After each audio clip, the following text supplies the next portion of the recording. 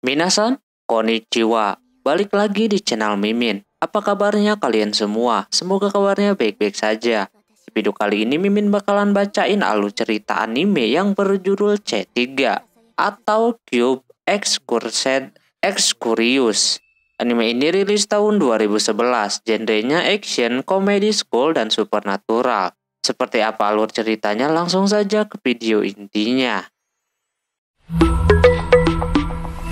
Audio Jungle. Film diawali dengan karakter utama di anime ini, yaitu Yachi Haruaki. Dia sudah terbiasa dapat paket-paket aneh yang dikirimkan bapaknya kepada si Haruaki. Namun paket yang satu ini agak aneh, nyala-nyala begitu.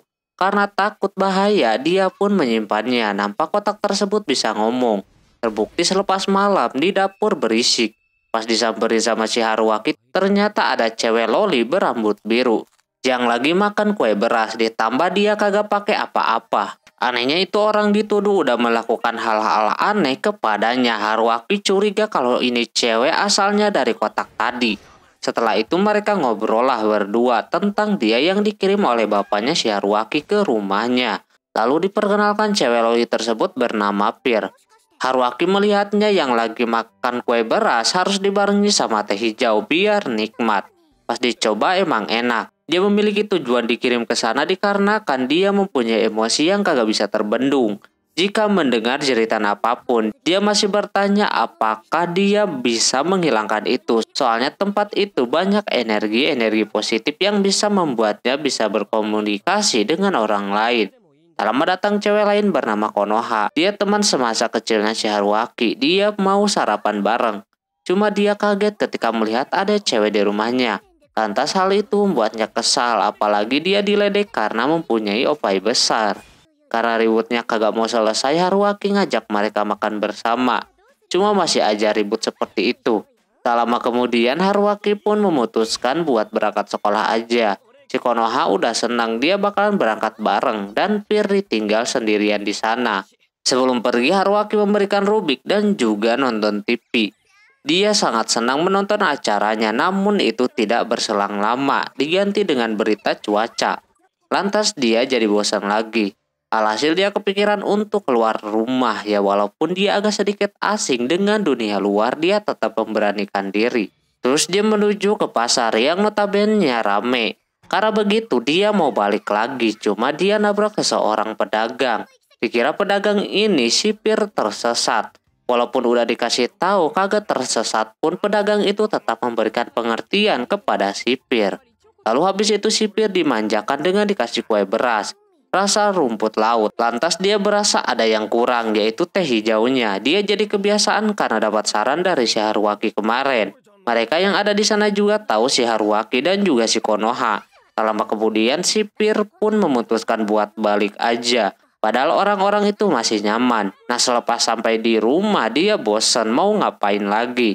Dia kepikiran untuk beres-beres, alhasil dia melakukan itu. Cuma ya gitu, dia yang kagak ngerti bukannya makin bersih, yang ada malah lebih hancur lagi itu rumah. Nyuci pun dia kagak bener anjir, main ambles aja. Dan mencet sesuka dia. Dan ditinggalin pula cuciannya, sedangkan dia main sedot debu gitu. Pas main-main ada laba-laba, auto baku hantam lah dia sama laba-laba itu. Gak tanggung-tanggung dia pakai yang paling kencang, karena kagak kuat meledaklah alat tersebut. Cuciannya pun seperti itu, malah dia memilih pakaiannya sendiri aja yang dijemur, kan anjir ya. Dan hampir aja bajunya itu jatuh. Untung dia lompat seperti itu. Tak lama kemudian si Haruaki kaget. Pulang sekolah rumahnya amburadul begitu. Mainan kesayangannya juga ikut kesedot pula. Sipir pun mau tidur, sedangkan si Haruaki dan Konoha pergi ke pasar dan menanyakan tentang sipir. Terkejut kalau sipir main ke situ, dia mendengar kabar baik dari pedagang itu. Jadinya sekarang kemungkinan si Haruaki ini harus lebih bersabar menghadapi sipir ini. Seperti dulu ketika dia berteman dengan si Konoha. Sesampainya di rumah, Haruaki mengejak sipir yang lagi pura-pura tertidur. Tumben-tumbenan dia pun mau. Di sana sambil masak, sipir merasakan ketika dia bercengkrama dengan orang di pasar. Dia merasakan aura positif. Dia mempertanyakan apakah kutukan dia bisa hilang. Si Haruaki percaya kalau kutukannya itu bisa hilang. Singkat cerita, si Pir dapat kiriman dari Bapak si Haruaki, sebuah alat dan seragam sekolah. Dia bakalan sekolah di sekolahan si Haruaki. Dia nampak senang banget. Di sana si Haruaki mencoba memberitahu cara berkenalannya. Dan Pir dikasih nama lengkap biar ada nama keluarganya. Cuma di situ si Haruaki kagak memuji si Pir yang memakai seragam sekolah. Sampai-sampai naik ke atas meja segala dan tanpa disengaja Pir terjatuh di atas si Haruaki. Berbarengan dengan Konoha yang datang menjemput si Haruaki. Setelah itu mereka pun berangkat sekolah. Sesampainya di sana mereka ke ruangan kepala sekolah dulu. Kepala sekolahnya aja memakai topeng begitu, katanya dia sakit paru-paru. Kalau kagak pakai gituan nanti bisa bahaya. Tapi nyatanya kagak begitu. Dia juga memperlihatkan koleksi topengnya yang lain kepada mereka bertiga. Sesudahnya di ruang kepala sekolah, Pir udah bertingkah seperti itu. Akhirnya dimasukkanlah ke kelas, lalu perkenalan. Nampak dia berkenalan tidak sesuai skenario. Dia ketahuan tinggal bersama si Haruaki. Di sana ada ketua OSISnya juga bernama Kirika. Dia punya rencana. Pir auto banyak yang suka dan juga banyak yang menawarkannya masuk klub. Setelah istirahat, si Pir diajakin buat jadi juri. Soalnya Haruaki dan Kirika suka lomba membuat bekal siapa yang paling enak.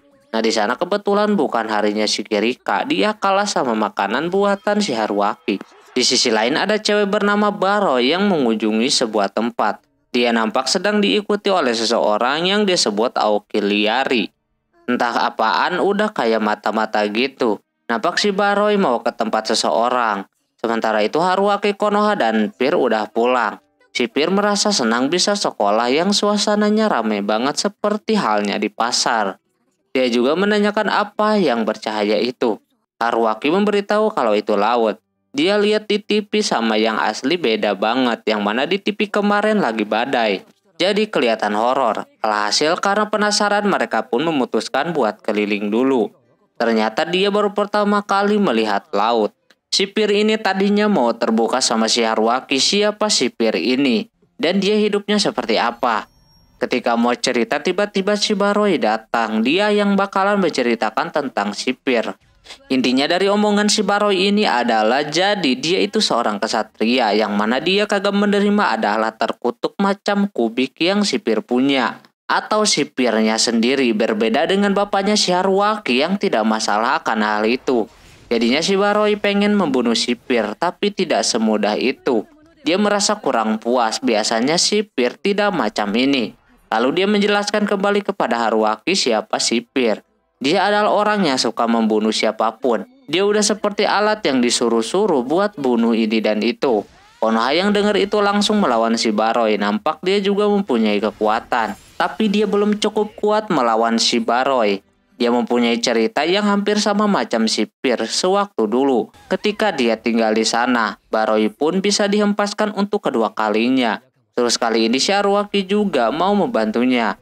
Konoha pun berubah menjadi sebuah pedang. Namun pedangnya itu sarungnya kagak dibuka. Karena ditutup aja udah berbahaya. Lagi dan lagi Baroy bisa menahan serangan si Haruaki. Bahkan dia yang ketar-ketir. Sampai akhirnya Konoha mengeluarkan kekuatannya. Udah macam Zoro di One Piece. Sampai akhirnya tangan bajanya hancur sebelah. Dia yang benci benda terkutuk, baja yang dia pakai itu cuma alat buatannya. Yang mana jika tangannya terluka maka yang menghancurkan bisa merasakan hal yang sama. Dan hal tersebut terbukti. Si Konoha merasakan sakit ketika si Baroy menggigit tangannya sendiri. Dan juga tangan si Haruaki merasakannya sampai banyak darah begitu dan berteriak kesakitan. Lantas Pir yang melihat itu langsung marah dan lepas kontrol. Inilah yang ditakuti dari si Pir. Pir pun langsung mengeluarkan semacam tombak gitu dan terjadi duel seru.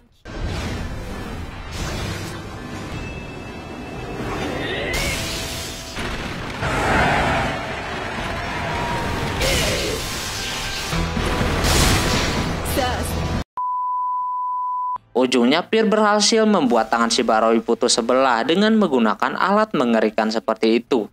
Baroy udah kagak berdaya, tapi dia berupaya untuk membalasnya. Namun ada penjaganya yang membawanya kabur dari sana. Dikira dengan si Baroy udah pergi bakalan selesai. Nyatanya si Haruaki juga diserang sama si Pir. Terpaksa si Haruaki pun menyerangnya balik. Hingga ketika rubiknya terlepas, Pir udah mulai kembali seperti semula. Berbarengan dengan hujan turun. Ini kali pertama Pir merasakan hujan. Dia menekankan kepada si Haruaki kalau inilah si Pir yang sebenarnya. Apa yang dikatakan si Baroi itu benar.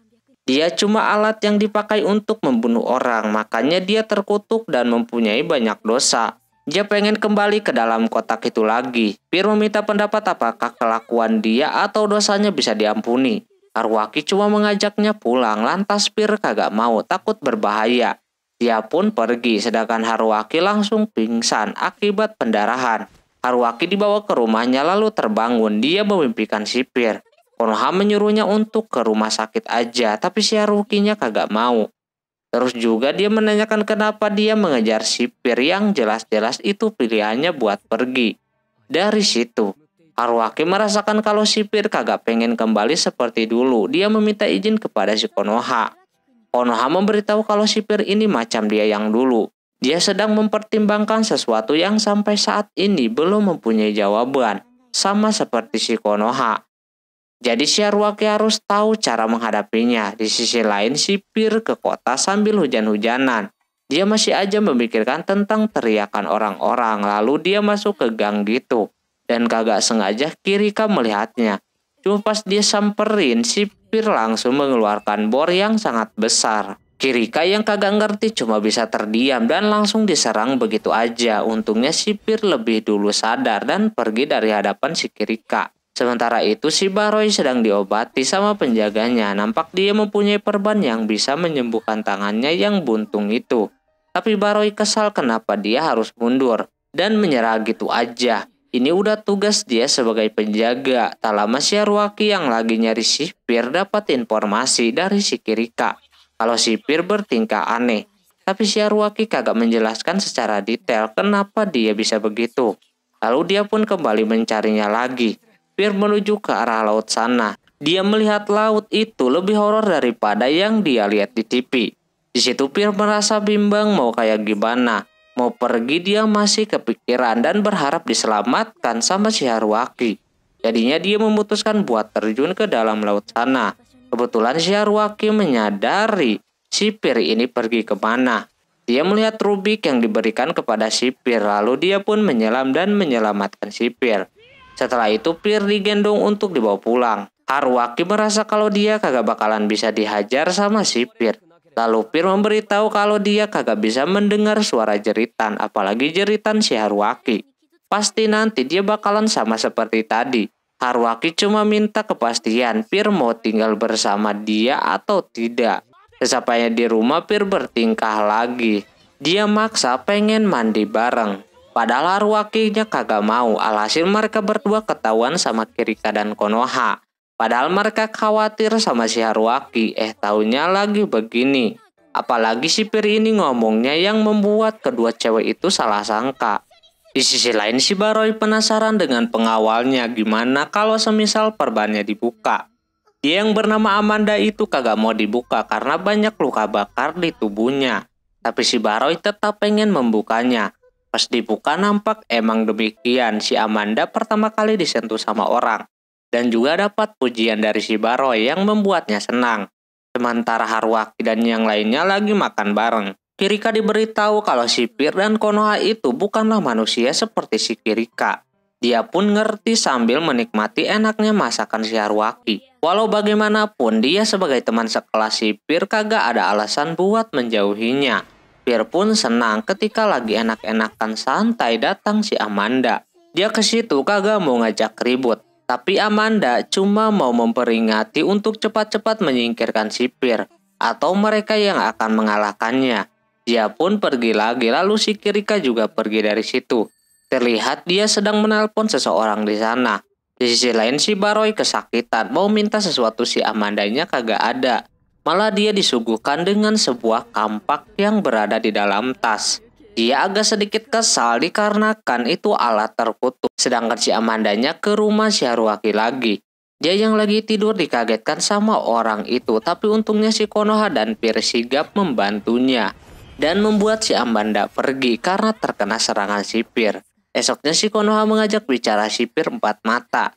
Dia berniat untuk melatih emosi dan juga pengen tahu emosi dia bagaimana dengan cara dia pura-pura jadi musuh. Terbukti cara tersebut berhasil, emosi si Pir langsung meluap seperti itu.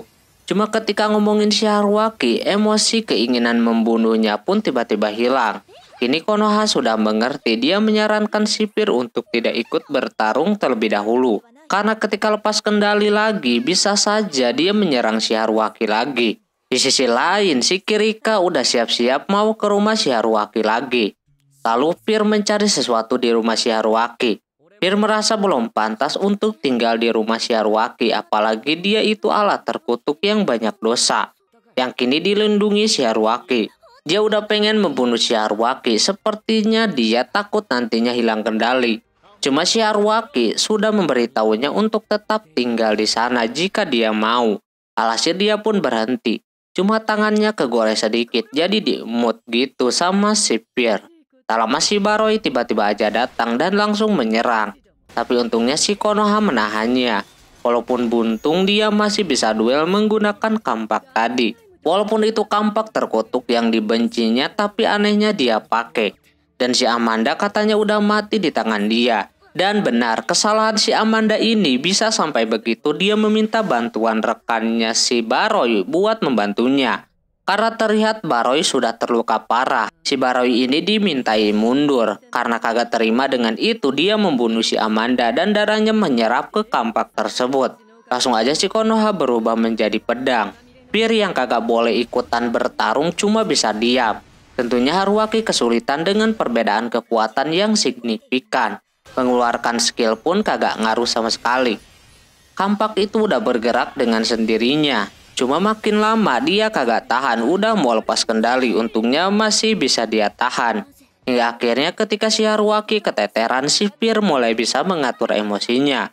Terlihat di rubik yang dia pegang kagak berubah. Oke, mungkin segitu dulu untuk video kali ini. Bila anime ini mau dilanjutkan, silahkan like yang sebanyak-banyaknya. Mohon maaf bila ada kesalahan dalam penyebutan nama, tempat, atau yang lainnya. Dan sampai jumpa di video selanjutnya. Ya mata nih, bye-bye.